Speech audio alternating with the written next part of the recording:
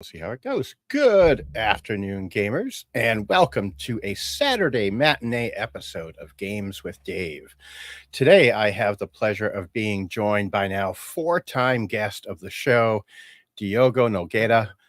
I'm so excited to have you back. Ye- One of the coolest cats in the RPG industry, and last September, Diogo started his very own podcast. Whoa, I've got to close the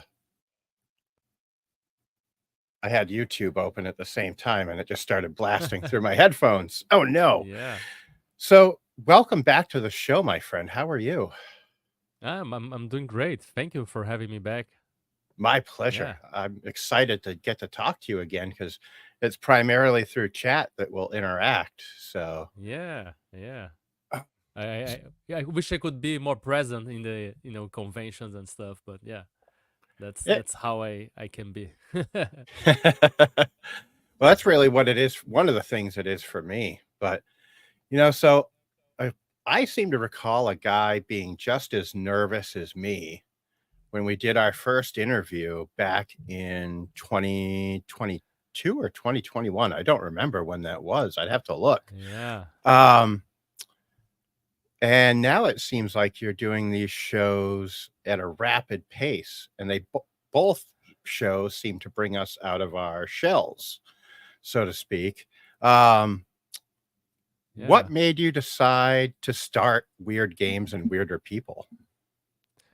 Well, I the things that I most liked when I went to conventions and I went abroad to talk to people or went to conventions here wasn't even really, get there and gaming stuff and buying stuff, and was really about connecting to other gamers, to other creators, and talking about what we are doing, talk about what we like, uh, how weird we are, and just talking about us, and getting to know the people you admire from afar, up close, and having a meal with them.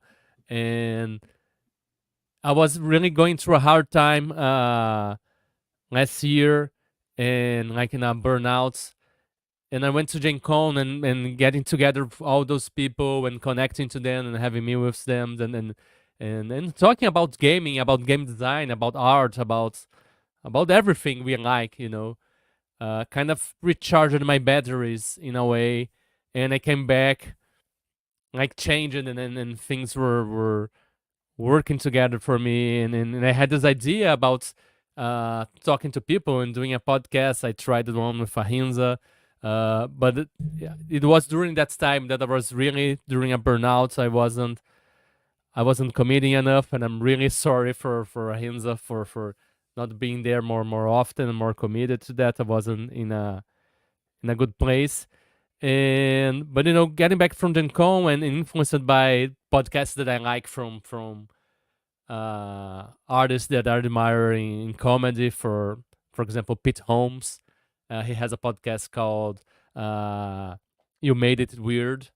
It was kind of the inspiration for my own weird games and weirder people. I really like his work, his way of thinking and talking. So, and I thought, okay, I can do this, and it will be kind of a way to keep having these conversations and connecting with those people, even though I'm not there on the conventions. I can sit down with them for an hour and a half, 2 hours, which is pretty much the time you sit down at a table to eat and talk or something like this. And then we record and we talk about art, we talk about game design, we talk about weird experiences and beliefs and how they deal with their strengths and weaknesses and problems, which is a way of connecting because we all have this, right? We all sometimes are Yes. going through stuff, so it's fun to talk to someone and having this opportunity to connect. It's kind of almost like a therapy in a way, It's a bright Yeah, moment in the day. Yeah, it really is. And um, since I've gotten back into doing them this year, that's exactly what it's been like for me, is kind of like a therapy almost. Because I was going through a rough patch myself, and I'm like, "Man, I've gotta get back on the air." And I'm like, "I've yeah, gotta hit up my buddy Diogo and get him on here because he is just killing it." I mean, you've done 80 episodes and 82 episodes in under a year, which is just bonkers. Um, Yeah. how many more do you have, or I should say, how many have you been doing a week since you Two a started the week, podcast? Two? usually. Usually two a week. Yeah. Sometimes I did more because I would travel and stuff. Uh, again, I'm going through a rough time right now, and I'm having a hard time also scheduling. And I'm trying to schedule more people and talk to more people too. And it's been, I had a few weeks that I was kind of away from everything, and I'm starting to come back again. Well, I'm glad Yeah. you are coming back to it because you Yeah. really do a fantastic job. Like, I loved listening to your podcasts over Thank the you. last Yeah. few weeks. Um, we both took kind of opposite approaches with everything to uploading, if I'm correct.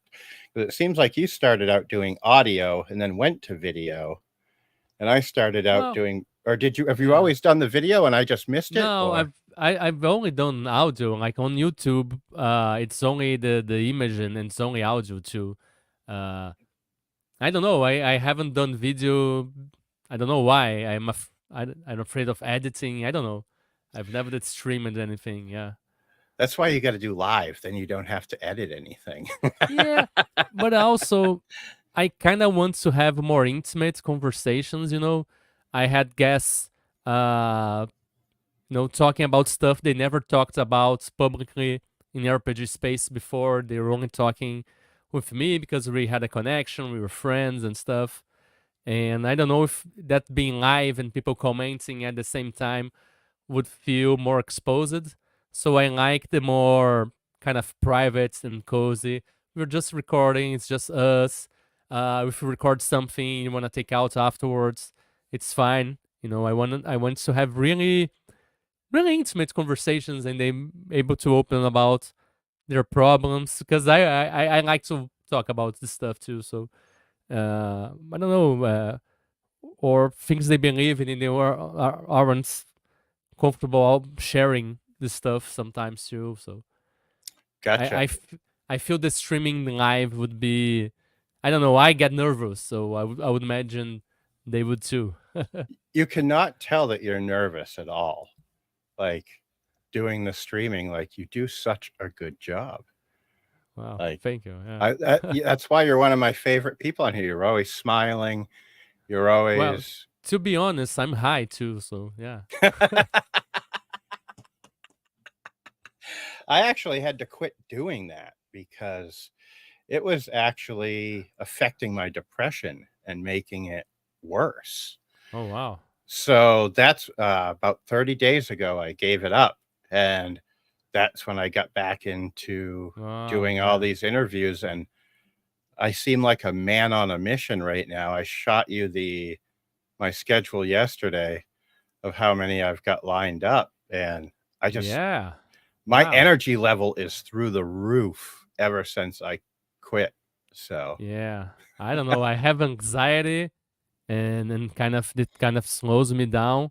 But I'm going through a phase of depression too, and I'm thinking about stopping for a while and maybe trying microdosing because that was last time I had a depression episode that was kind of helping me when I wasn't smoking weed. So I might try just quitting for a while and trying yeah, and microdosing. Yeah, it may work, it may not, and I'm sorry to hear you're going through a rough patch, yeah, but, yeah, um, so how far we can go back to that if you want, we can keep talking about it. I don't wanna, like, just switch yeah, subjects yeah. if you feel like talking about it, because one of the things I love about gaming that we kinda talked about with the podcast is how therapeutic it is. Yeah, yeah, yeah. I'm trying to get back to writing because there is this phrase that I love that says most of the artist's problems comes from avoiding the art. You know, so we get into our heads with all this stuff that happens in our lives, and we stop doing the things that make sense to us, which is kind of our art, the things that we love to do. And I have to get back to it, and I think that will help. So yeah. I think so too, because you make absolutely amazing art, amazing RPGs, and your Thank you. presence is like, I don't know, I don't wanna sound like a weirdo, but you bring a light to the world, my friend. Yeah, thank you very much. I Oh, you're try very to, welcome. yeah, try Um, to pay my dues too, and shine lights on the amazing stuff that is out there that I love to and share. It's kind of, it's kind of that a child that sees something they like and they want to show it to everybody, and that's kind of what I think I try to do. Yeah. yeah, you do a very good job of it, and I think it really is that, like, it's like you got the shiny toy that you wanna run up and be like, "Look at this, look at this, look at this." Yeah. And because there are so many amazing designers in Yeah. both the larger corporate gaming world, but even in the indie world, like, that's what made me Yeah. fall in love with indie games was just the amazing creativity of so many of the designers out there, present company included. Thank And you. I am trying to get out of my own way to Hmm. actually make something because it's all up here that like, there's a part of me that thinks I Yeah. can't do it. You know, it's like I'll read, for example, Primal, and I'll be like, wow, how am I going to make something this good? And Yeah, it's we start small and then we grow big. I think I don't know. I'm really proud of Primal, but it's like it's one of my last games. We start small and get from there. Like, don't be afraid to, because when I was starting, I wanted to make something big. Like, I wanted to make a book the size of DCC or Astonishing Swordman Source of Hyperborea, and I wrote a lot. I wrote almost half of that, but I was doing all the illustrations and I was like, I'm never gonna finish this. This is just too big for a person to do it alone with uh didn't have any money. Like, from Brazil, I couldn't do Kickstarters or anything like this. And then I find out about the Zine culture, DCC and Black Hack, White Hack, all these small systems that do a lot with very little. And I said, okay, I'm gonna try to do a game less than 64 pages because that was like the limits of a zine. I like to be staple bound. I wanted to be like a magazine, and I wanted to finish that in 2 months. And that's kind of, you put limitations to make something small so you can finish it, and so you get the momentum from finishing something small to try something a little bit bigger, and you finish that, and you you build momentum, because if you're gonna try to do uh the biggest thing you can imagine from beginning, that's gonna be a lot, right? yeah, well, that's probably my issue is because the first thing that popped into my head is making a box set game that my silly brain Yeah, came with. I I, And I would love to make one too, but I mean, yeah, I'll try to build up to that. Yeah, that's what I think I have to do is kind of maybe start out doing some trifolds or something like that and yeah, see how that works because those are very popular and there are lots of systems from Primal to Mothership and yeah. even More board. OSE, Mork Yeah. Borg. Yeah. Oh, I see. Yeah, like Yes. small dungeons. Yeah, yeah, Yeah. or factions. And there's so many outlets to get them out there now, like Itch and Drive Through RPG and our own websites and stuff like Mm-hmm. that. So another really cool thing that popped up with you this year that I was so happy to see for you is you got nominated as the best RPG podcast host Yeah, for yeah, the for the Crit Crit Award. Awards, Yeah, which that was is exciting. congratulations on Unexpected. that. Thank you very much. Yeah, yeah, a lot of good people, a lot of great creators running for awards there too. It's like a indie award that runs parallel with the 80s and like about the same time, right? Yeah. They yeah, yeah. I'm excited for that. Yeah. Yeah, it'll be cool. Like, when is I know that you made the finalists, Yeah. and when do they announce the winners? I think it's on the 15th of July. I got an email about that. Oh. Let me see. Yeah. Let's see if you won. No, no, not Oh. about winning or not. Oh. Like I have to record a video in case I win, and it's kind of when the Annie Awards was kind of that too. Like in case you win, like record a video to thank you, thank people for voting and stuff like that, and receiving the award. So I gotta try to do that someday. Very Where cool. is it? Let me see if I find the date. Create awards. Okay. Uh, it's on their website. Why I can't see anything. I think it's on the 15th. Create awards. The 15th.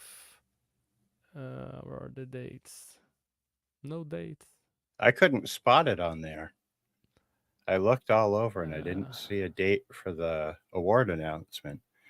But I really hope you win because, yeah, like, well, just being nominated is great. is Like I yeah, hope, yeah, it's. I hope I win, but I mean, a lot of great people there, and I hope some, yeah, whoever wins, it's fine. it's a Yeah, deserving person if they win. It's so. yeah, yeah, yeah, Um, and thank you so much for recommending StreamYard to me. Um, yeah. It's awesome, oh right? my gosh, I was using Saves a lot of OBS. time. Yeah, it does. Because I was using open broadcast software, and I am not a fan because it's too technical for this thing to really Oh yeah, process. OBS. And Yeah, yeah, and no, this is so easy because you pop in, yeah. I hit a button, you're on the screen, and I we just don't have thought, any oh, questions yet. OBS. No, oh, that's BS. So just use StreamYard. Yeah. Exactly. I found out it's August 16th, 9 p.m. Eastern time on Okay. Twitch.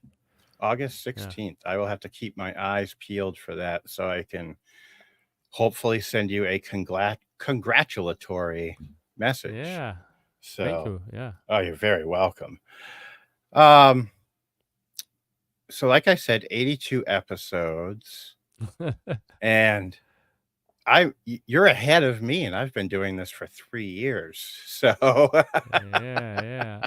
I'm conflicted to switch to maybe do that weekly instead of bi-weekly. I don't know. To have time to do other stuff too. Like it's getting busier. But I like doing it, so I'm conflicted what to do if I try to slow down or keep the space. um, Maybe yeah, like try to keep this space until I get to 100 and then switch to weekly after that. that that's kind of what I'm thinking. Like I put a post up last night that my goal for the rest of this year is to hit my 100th episode. And I've only got, I think, 33 to go now. So at the pace I'm going, I hope I can keep it up because there are weeks Yeah. I have 5 interviews scheduled. So, Wow. Yeah. and games and all that. So we'll see how it Yeah. goes. And social life. Do you have social life or anything to do? I have no Yeah. life outside of gaming, my Okay. friend. Like, Yeah. I don't go out and do stuff. It's just hang out, research the people that I'm going to be talking to, Yeah. find more people to talk to, and then procrastinate Yeah. about making a game. Yeah. That takes a lot of time too. Yeah. Procrastination. It does. It is you're always waiting to procrastinate. That's kind of my saying that I'm always waiting to procrastinate. Yeah. So I was looking on drive through, not drive through, Exalted Funeral today. When did you put out the GM screen for Oh, it Primal? was during that sale. That sale is the release of the screen, Nice. and yeah, there's a couple I of need to things that get it. are on the cusp of getting out. We're just fixing some small. details to release too. But it's there are more stuff for Primal Quest and the adaptation for Old School Essentials too. Oh, nice. Yeah. Yeah, I saw that you're working on Feral, correct? Yeah, For Pharaoh. It's done. We're just fixing some issues with the art and the formatting, and Fire Fangs, which is the old school essentials adaptations of the weird stone and sorcery setting. We're adding a couple of more pages to fit on the printing formats that we want. So yeah.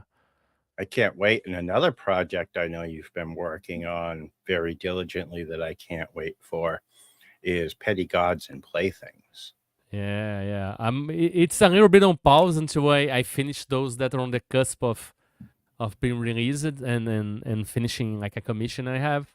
Uh, but yeah, I'm working and I'm very excited for this one. It's a new a new venture for me in game design and exploring a very different path. I think. Yeah.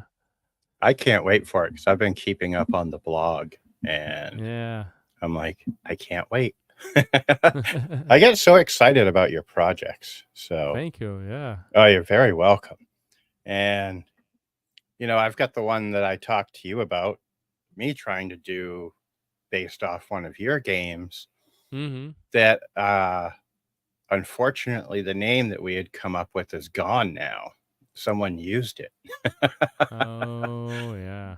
Um, but that kind of goes to the thing that I remember Joey Royale, who I believe you had on, is Mm-hmm. Yeah. He's he amazing. he is amazing. And um he reads a lot from Rick Rubin's book, The Creative Art or The Art of Creativity. I can't remember the name. I've got the book over there, but I can't reach it. And Rick Rubin put something out there saying that when you think of something, if you don't act on it, the energy will leave you and go to someone else to create the idea. Yeah. And I think that's what happened is I just dragged my feet for so long on doing it that now we're going to have to come up with a new name. Yeah. Yeah, but yeah, that's it. Just change the name because what you're going to do is always going to be different from what they did.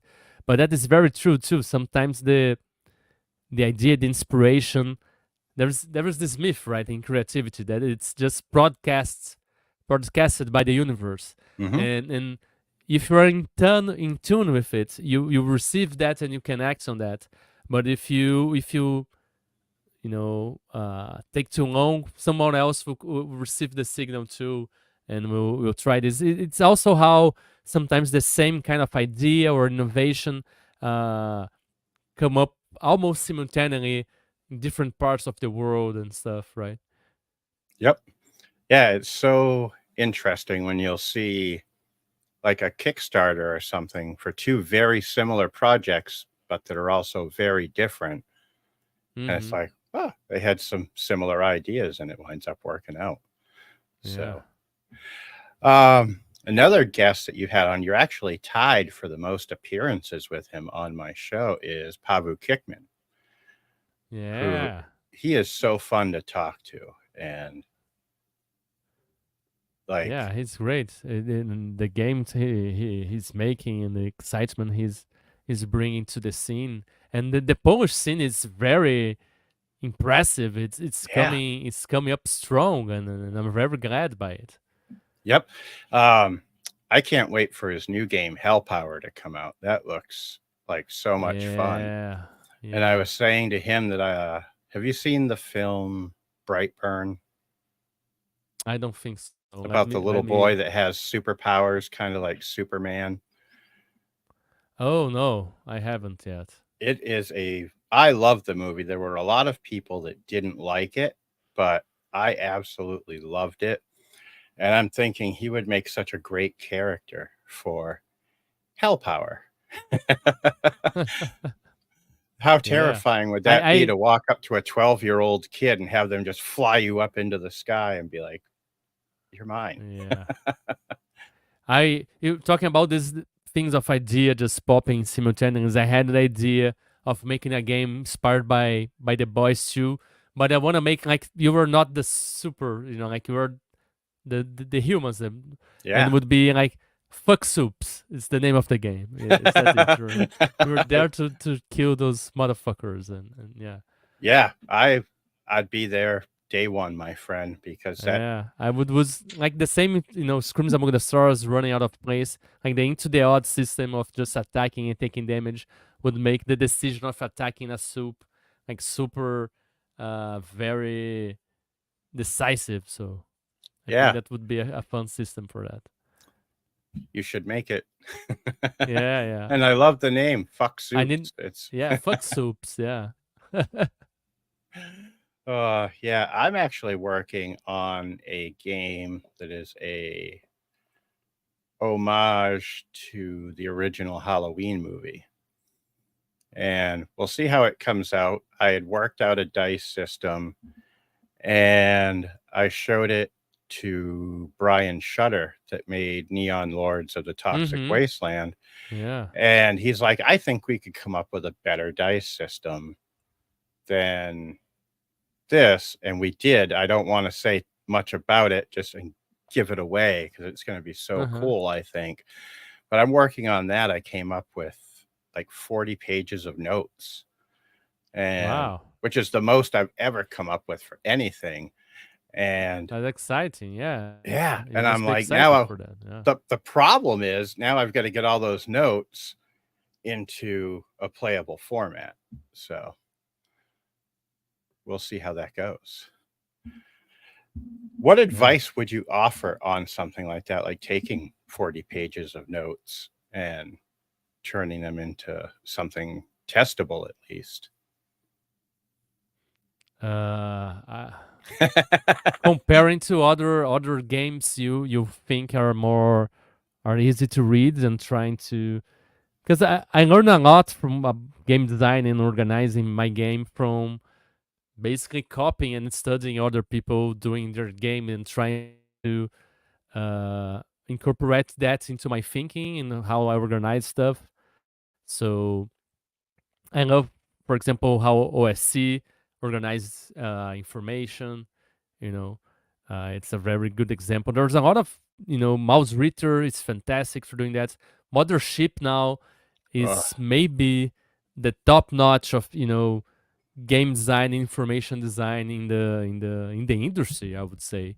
yeah. So if I swear by this book here, which is still like an artist. Uh, my face now. Ah, okay. Now you can see. It's about that. Nothing is new under the sun, right? And even when we try to emulate others, we try doing that, and it's not only the way they do, but how they think about that. And and since we are humans, we are imperfect. It Yep. will always have something of yourself, and it won't be like plagiarism, and you won't be stealing from just one person. Like it's stealing for everybody, so it would be something more you than and bigger than the sum of its parts. So that's what I would try to advise. Like look at some game that you would like to have your game presented that way, and see how you can shape those notes into that. I gotcha. Thank you. Yeah. Yeah, I'm gonna try that. I'll have to actually dig through my like 4 boxes of zines that I have in my shelf and see what's going on there and find one that works. Did I accidentally mute you or did you mute you? Oh, I don't Oh, know. okay. I thought I had muted you. I think you must have clicked something. Yeah, yeah. I'm like, uh-oh, what did I do? So I'm looking here. Do you still have your Patreon going? I used for a while, but I wasn't able to deliver as regularly as I would like. So I stopped it. But I'm thinking about uh, resurrecting that for the podcast, and maybe put the video recordings there as something for the Patreon. You know, unedited episodes or something, or schedule of next interviews, or maybe some live, some, I don't know. Think about doing that, and and even maybe revamping the aesthetic of the podcast and hire someone to do a better job than I did. You do a fantastic job. Don't sell yourself short. No, but the graphic is kind of, yeah, it's kind of Oh, iffy. that's one I of the don't know. things I love the most about your podcast is it's like it's a raw image, you know what I Yeah, mean? It's like you can feel the passion for what you're doing in the logo for it, I yeah, think. It's just yeah. like it represents it very, very, It's very a well. zine like it's very artisanal. Yeah. Man, I'm looking at your art here on Old School Publishing that you have for sale, and it is a good thing for me that that I left my job this week because I would probably be sending you a good portion of my paycheck. Thank you. Yeah, yeah. I have to update that and see what I have more. It's been a while since I did illustrations, but I have to come back to. You will. Yeah. Um, Yeah.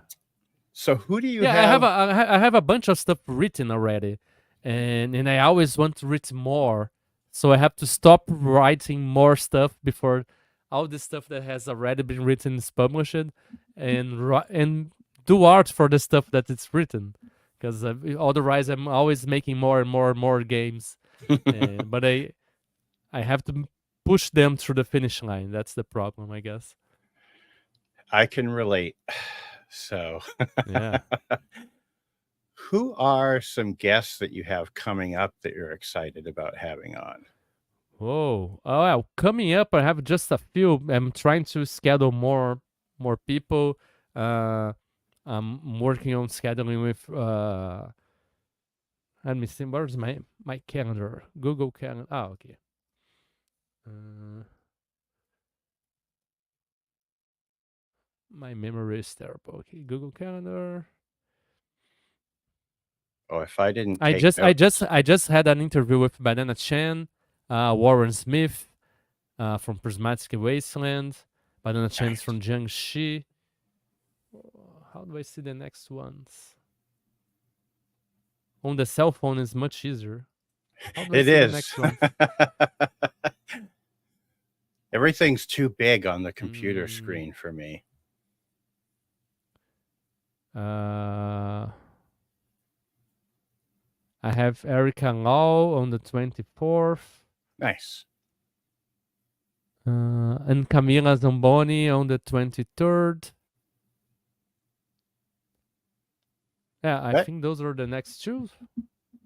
that is one thing I need to July. change about my show is I need to get some of the amazing women in the RPG industry on my show. Yeah, It yeah. it has I been wanna get more, you know, diverse people. I want to have more, more black people, more people of color, more people from you know, Asia, and from. I want to have game designers from, from Africa, from other people from Latin America too, and have a more bigger view of reality of our gaming realities, right? Yep. So yeah, Yeah, I've got to do the same thing because I'm scrolling through my videos the other day and I'm just like, wow, I'm a very inclusive person, but my show doesn't look like it. You know what I mean? And I'm like, yeah. I've really got to change that. So, Yeah, I'm trying to too. It's hard. I mean, where to reach out, So I'm yeah. trying to reach out to people and yeah, and see how that works. Yeah, I don't know about you, but I get really shy sometimes about reaching out to people. I don't know if the Yeah, same yeah, thing for you, like, especially, like, yeah, it yeah. took I me have almost yeah. 2 months to message you the first time because I'm like, "Oh my goodness, it's Diogo Nogueira," and I'm like, "He won't even wanna talk to me," and then Yeah, yeah. We always think that, right?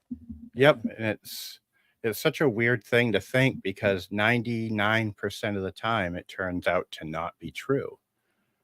Yeah, yeah. People are usually very approachable and welcoming to this stuff. So yeah.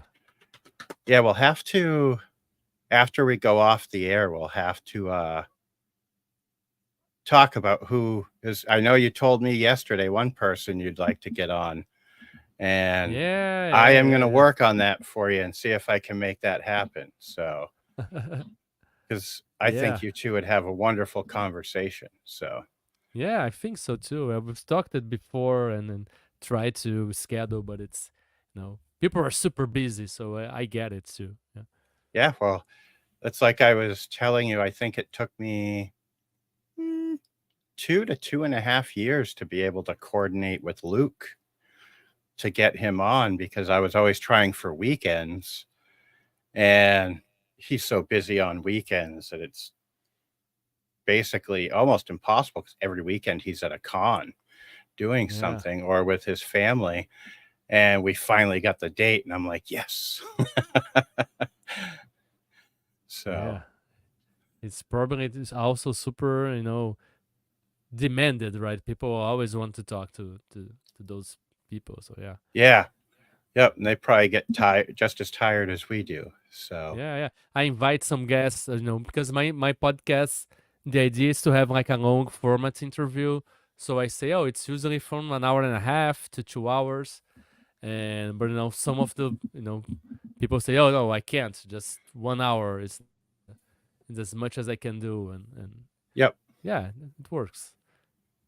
Um, one question I have for you is Mm. how do you come up with your questions? Do you like how in depth do you go with your research to come up with the questions, or do you just have a general I have a, conversation? I have a list of general questions, but I always try to ask follow up questions. I think it's important if people are bringing something up. I want to know more about it. So they say, "Oh, I did this because of this and that film." Oh, what about that film made you want to do this? What did you took from that? Oh, this and that because I like uh, this kind of aesthetic. Oh, how did you discover? Trying to go deeper and not just question after question. I think that's kind of important.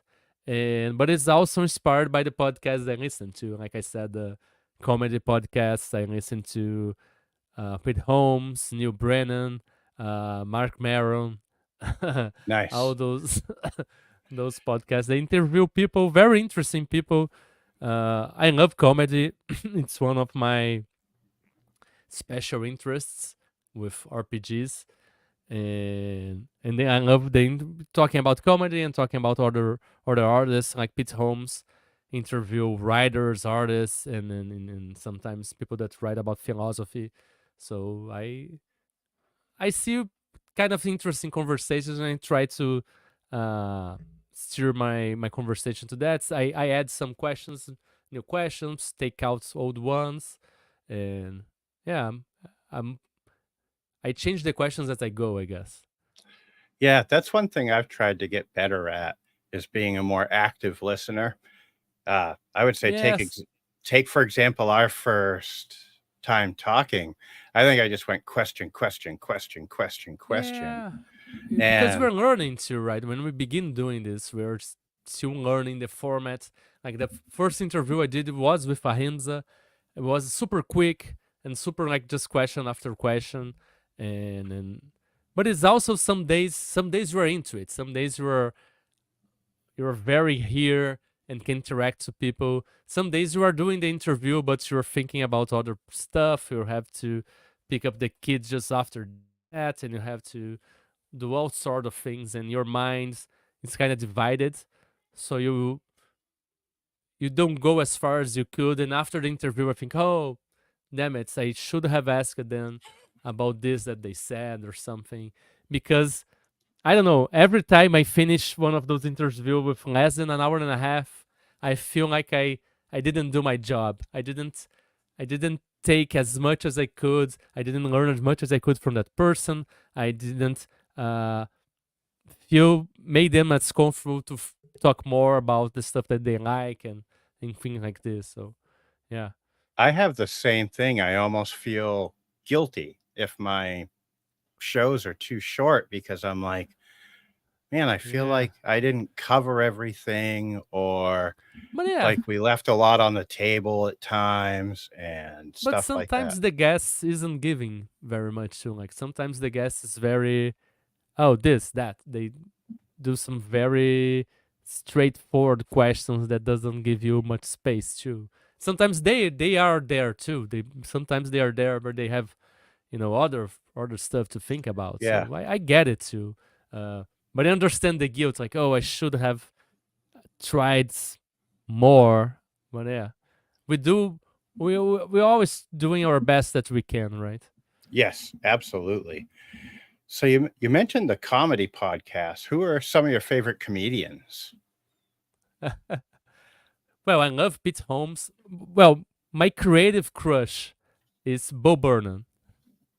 I don't know if you know him. I do know him. Yes. Yeah, wow, I think he is the genius. He's fantastic, and I listen to the inside and inside out music every day. Like I like doing dishes and do stuff, and I identified a lot with the content of that during the pandemic, and the way he talks about arts, about music, about comedy, about the industry is very in line with what I think too. I love Pete Holmes. I think it's silly, it's funny, it's kind of intelligent too, and kind of philosophical in a way. He's religious. I'm not that much, but some of the things he says, talks about his spirituality makes sense to me. Uh, who else? Michelle Wolf. I find she's very very very very funny too. I watched the comedian Alex Feldman on HBO Max. It's fantastic. He's a Jewish comedian, and he talks about how he's in New York and he saw an invitation on Twitter for a white supremacist gathering, and he Oh goes no. there as a Jewish person, just like not say anything. He says on some other name and just he infiltrates there and talks about how the night and how he people found out he is Jewish and what happened after that. It's very funny, very touching, and it's one of the best specials I've seen lately. I'm gonna have to Uh, watch that one because that sounds hilarious. And it's funny you yeah, said the pandemic and Bo Burnham because he did the special where he was stuck in his hour-long and he did the yeah. That's hour-long that's the special. one. That's the one. I have Eh, the vinyl right there behind me. oh, nice. I'm I am fanatic for Bob. That's so And the cool. I album couldn't is remember the so good. name. Yeah, inside and they have all this kind of hidden stuff on the album, and it came out during that time that the Morkborg album came out, and Games Universe releasing a lot of those album settings, and I thought, wow, there was a lot of stuff to steal from Bo Birdman, material albums to use on RPGs because they superpose images to change what is behind, to change the image, and that would work great for like illustrations and maps and puzzles. It's very very cool, and the music is great. The jokes are all amazing, and it's very, I don't know, It's connects to a funny. lot of things. I think, yeah, it's funny and very intelligent and very relevant to I what hope we're none of my living, I friends guess. watch this because we watched it together, like a watch party online, Yeah. and I love to try to be a wise ass when and we Mm. got done and I'm like, "I did not like that one bit." And I'm like, "Bo Burnham is the worst comedian I have ever seen." Wow. And they're like, "What are you talking about?" And I'm trying so hard not to smile while I'm saying Yeah. it to them. And I think they still believe me to this day that I didn't enjoy the special. And I was Yeah, sitting I here mean, cracking yeah. up, but I had hopefully they won't friends. watch it. Yeah, the thing that I do, like I like to show this to people. I always talk about Bob Burnham to everybody, and but I had friends that watched it and then didn't enjoy it at all. Like they didn't. I don't get it. Why this is funny? I don't know. Yeah, It's Yeah, it definitely doesn't always resonate with some people, and I mean, everything is really that way from games to comedy yeah, to yeah. sports and whatever, you know, it's For that's the me, it was very, very, very touching, and I went to see the movie he made, and I got to know Gerard from another comedian because he directed one of his specials, and I've been really enjoying Gerard comedy too. And yeah, Gerard Carmichael. I don't know if you know him. It's specials on I do not, I'm actually writing Max. that one Yeah, yeah, down, and I wrote down Alex Feldman, so I'll remember to yeah. watch that. I like a lot of people, and yeah, Now, speaking of and I like some therapeutic, people that people don't like too. Like Chris Rock, Rick Gervais, some of those that have more, you know, acid comments, yeah, and yeah, well, I like Bill Burr, and a lot of people are like a yeah, lot Bill of people Burr. think he's very abrasive, and I'm like, "But But did you he's watch so." his last special, like the Red Rock?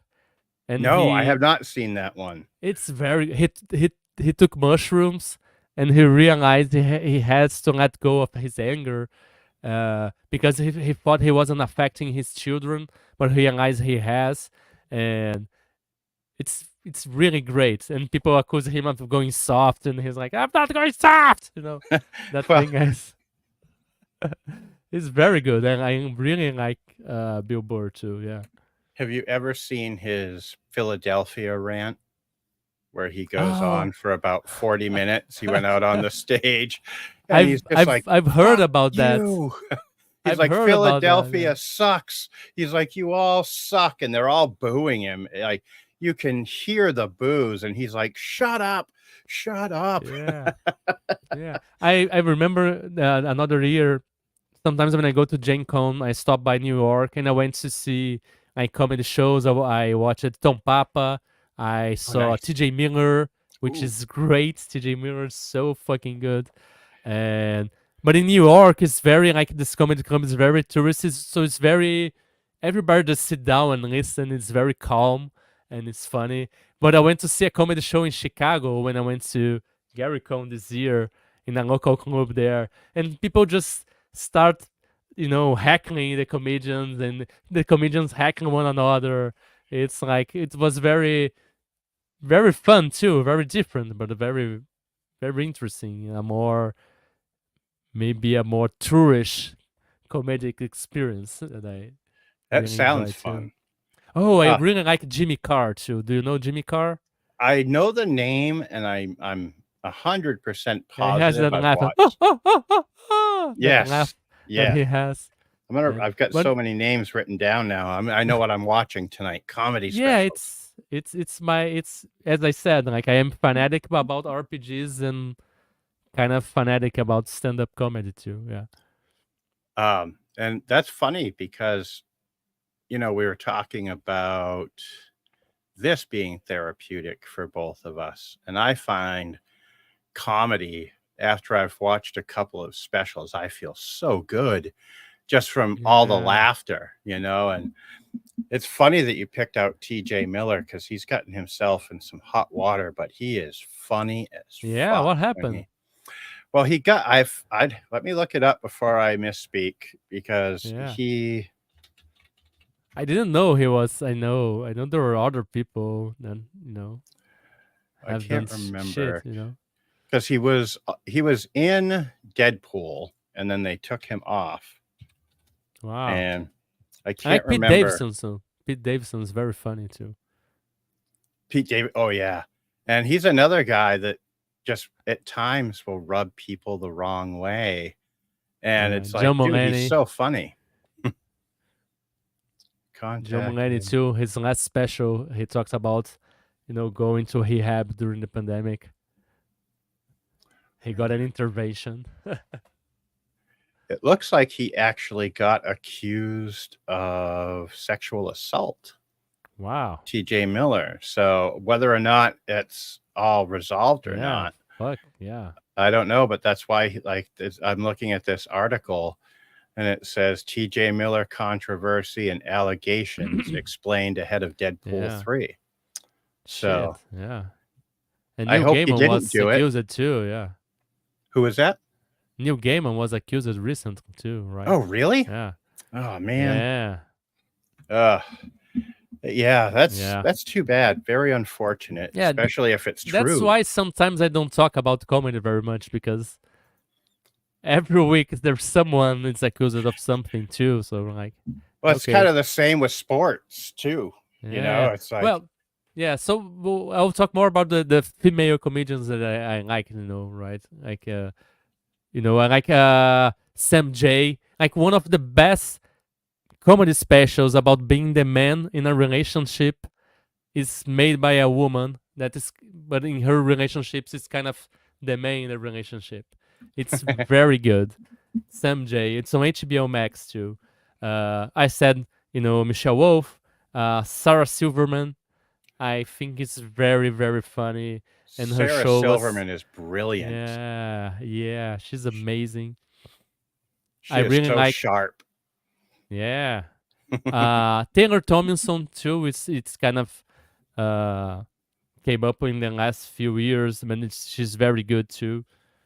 I don't know. Yeah, And I've got one, two, three, four, five, six, seven.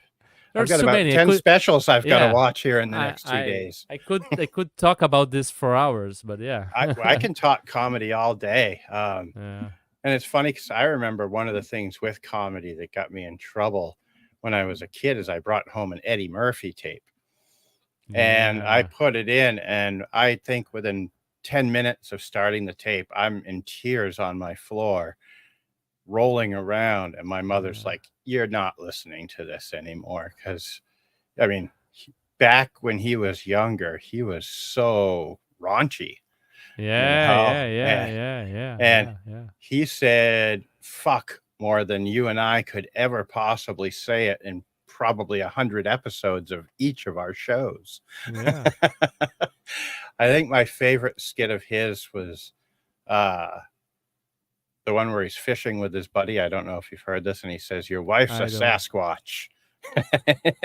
And it's the skit Yeah. itself. I'll have to find it and send it to you. Yeah, I think send you'd me. like Yeah, it. yeah. I haven't seen a lot of stuff from Eddie Murphy. I mean, Netflix had this that special that has like the red suit, like the red leather suit. Yep. But I didn't have many of the before, like Steve Martin stuff. I've only been watching recently because they had like a special on Apple TV talking about like a documentary about his career, and it's so fucking good. Like Steve Martin stand up, it's amazing. It's silly. It's very unique, and I don't know if you know, but it's fantastic too. Yeah, I used to watch a lot of his comedy because he was so animated when he would be on Yeah, stage, and, one of my favorite movies of all time is The Jerk. I don't know if you've seen that, yeah, yeah, yeah, and I I don't know what it is, I can s I every time I watch it, I sit there and just laugh my ass off watching that movie, so, yeah. I have and to that try and listen to Robin Williams stand up too. Try to find where I can find that. It's so hard listening to his comedy though, because he's one of those comedians that I just miss, and Yeah, it's like, every time he'll do something, I'm like, it makes my heart ache. Because it's like, man, I wish this guy was still with us. And yeah. it's have you ever listened to any of Bob Saget's stand up? Just one special on. I think they had on Netflix. I don't know. But that Yeah, was a guy that surprised a lot of people with his comedic style after being Danny Tanner on Full House and being this like yeah, wholesome, really good dad, and then like a yeah, completely yeah. raunchy comic. And it was like people were so like, Ah, they have two oh, albums on Apple Music. I will try to listen to that. he's Yeah, so good. Or for Bob, or Bob Saget. Yeah, yeah. Oh, he's that's another yeah, guy that I that when I listen to him now, I'm like, oh, I wish he was still here. Yeah, I think what got me also was Seinfeld. I loved the sitcom, and I really got into listen to that. And George Carlin too was in, and I even say that's kind of how I became an atheist was because of George Carlin. You know? Yeah, I could Yeah. actually. It's he brought up so many things that would just while he was extremely funny, he also made you really think with Yeah. some of the things that he said. And one of my favorite skits of his, I don't know if you've heard it, is where he's talking about how he would always lose things as a kid. And his mother's like, "Did it just get up and walk away?" And he's like, "Well, no." And then the cat disappeared, and he had to tell his mom that it just got up and walked away. He says it far funnier than I could ever Yeah, deliver yeah, it, yeah, but yeah. it is He's so very good. good. Yeah. And another guy Yeah. that was extremely, I don't wanna say vulgar, but he was very in your face with his comedy, Mm. and he just didn't care. And have you ever listened to anything from Sam Kinison? No. He the guy that I'm not even gonna try to do it because it would blow your ears out, but he would yell, and he'd be like, "Oh, ah, ah," and just yell when he was on the stage and freak out, Yeah. and he ended up passing from a heart attack. And if you watch Wow. his comedy, you're like, "I see how that happened," because he was always just whether or not it was an act or not, I don't know, but he always seemed so fired up all the time. Mhm. Yeah. Trying to think of other good comedians that you may not have seen a lot of from back then. Yeah.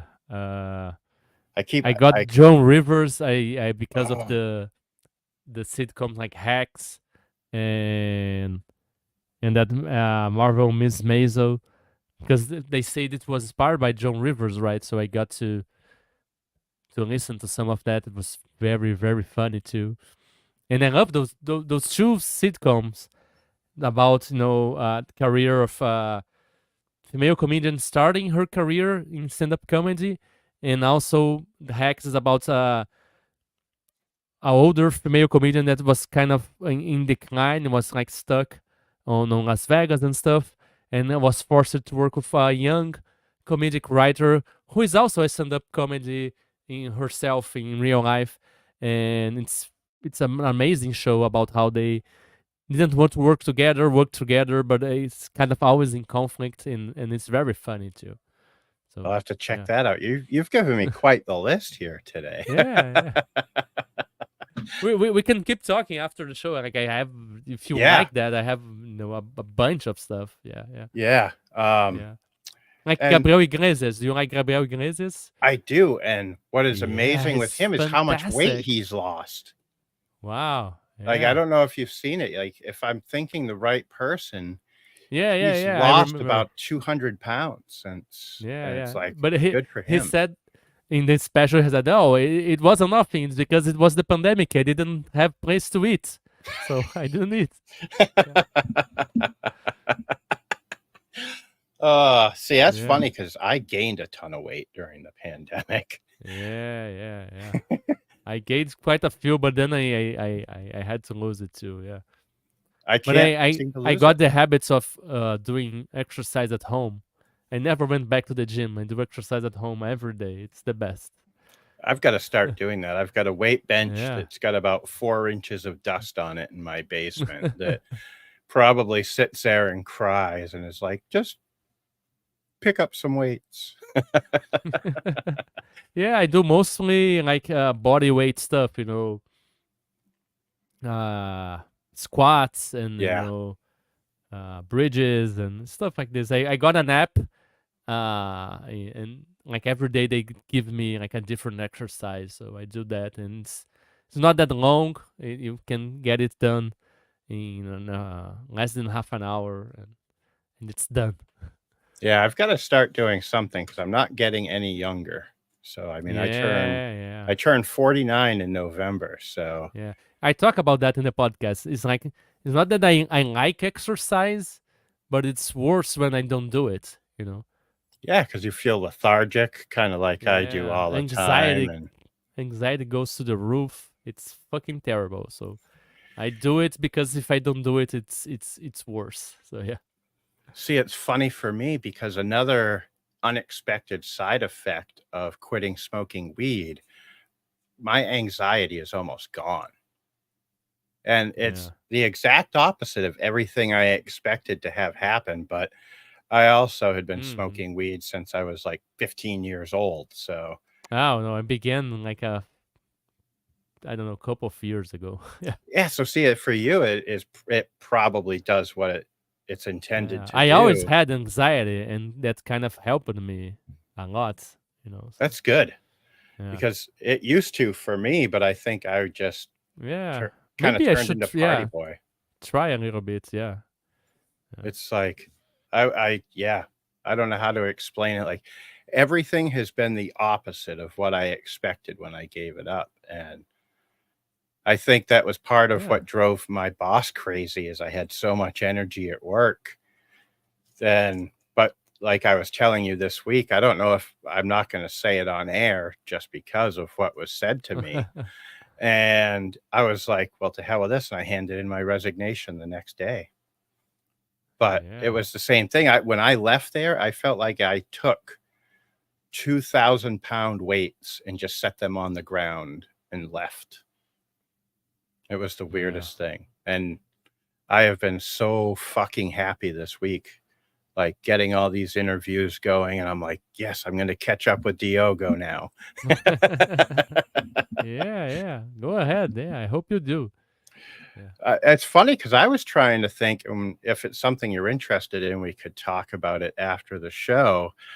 A buddy of mine and I, his name is Zach Dieter. We've only done 1 episode so far, but we have Dave and Dieter After Dark.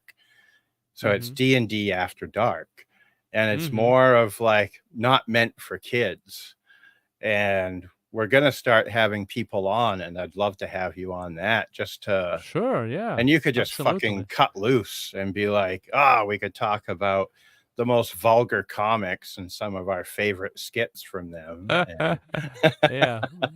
Yeah, maybe, yeah. Some of them are canceled, so we can't talk about them. Yeah. no, there's a lot of them that have gotten canceled, Yeah, yeah, yeah. and, they try to But I use mean, Jimmy Carr talks terrible stuff, but he does great work outside of comedy, so he's a really good person, you know. right. At least seems to be, you know, as far as I know, etc. And Ricky Gervais too, like his comedy about terrible stuff, right? But he has all these causes his help. He I don't know. He Yeah. he talks and do something at least, you know. Yeah, and, you can't really ask for much more, especially, you always gotta do stuff to help. That's another one of my Yeah, goals with this is kind of yeah. like, trying to promote other game designers because I have the mentality of the rising tide lifts all ships, Mm-hmm. and it really does. Um, one thing I wanted to go back to that we talked about a little bit ago that I really like that's happening is Games Omnivorous putting out the albums with their Yeah. games. Um, I had backed Frontier Scum when Carl Druid put the second printing out, and it had the Tide of Rod album with it. And it is I can't get to it at the moment, but it is the coolest looking album and the most unique sounding album for a game that I'm just like, whoa. And I'm so glad I bought it. Yeah. So glad I bought it. Yeah, it's a fantastic work. Like they began with that uh Island, Death Robot Island, which was a fantastic setting that you could, you know, interpret and make it your own. And I played a little bit with that with Primal Quest, and it's very, very fun to do. And they work with, you know, Mark Borg, did their albums too, which they are fantastic. And I hope to do something like that one day, like making combining music with like a setting and then a huge map that you open up, right? And that thing works also as like a GM screen. So it's a very interesting format to do and allows you to work with big format art, which is amazing, and we have so many incredible artists in the industry, and having like a big space to show that is it's really good. So Yeah.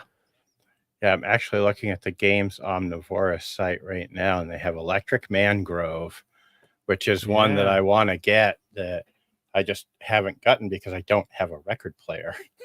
Like, the only reason yeah. I was able to listen to Tides of Rot was because it came with a digital soundtrack as well. But they all, I think they all do. They Yeah, all come with a digital, yeah. but I've gotta get a record player. Yeah, Yeah, me here's the one too. that and then there's the Peturescence Regnant Black Phlegm Edition. That's the Mork Borg album, right? Yeah. Yeah. Oh, look at that. Oh, I gotta get it. Yeah, I don't have a record player too, but I have the vinyls. I'll get a record player someday. Yeah, they're not cheap for one, and Yeah, but that's what I said. They're not only about the vinyl, like the music. You can, you have the digital version, but the artifact, like the art, the pamphlet, mm, they are amazing, and the vinyls are beautiful too. They make a very uh, unique plates, right? yeah, like the Tides of Rot is a white album with blood spatter all over it. I think I know it's got blood Yeah, on it. Now I gotta go back there and look at it and see how wrong I am about. yeah. They have a picture here about it. Yeah, Yep. like a splat of blood or something like this. Yeah, Yeah, and it is so cool, and it's like even yeah, that and it looks Mork like Borg this album. old, newspapers, and then they have the map is amazing. Yeah. Yeah, Games Universe is one of top-notch publishers and making very creative stuff and very innovative stuff. That's also very useful. They're not only making like art stuff that you can use. Everything is very usable right away Yes. and beautiful, beautifully made, beautifully written. It's an impressive job by Andre and the folks working there. Yeah, they're hex tiles. They're hex games like Yeah, Bottled Sea. That's another one that I wanna get that they every time I look, they're out of it. When I don't have money, they have it, and then when I do, they yeah, don't, and it's like, "Ugh, one of these days I'll get it." Oh, yeah, alright. exactly like that. Yep, that's usually the way it goes. Yeah, Well, alright, my friend. Well, I yeah, have run out of questions. yeah. I'd It's definitely like been you to great. stay on. We can end the stream and talk a little bit more if you're up Yeah, for it. So, sure, absolutely. And all we right. we Well, folks that tuned in or are watching the future, have a yeah. wonderful Thank you, day. thank you very much for watching, and keep it weird, everybody. Yes, keep it weird. Weird is important. All right. Oh, I'm on the wrong screen.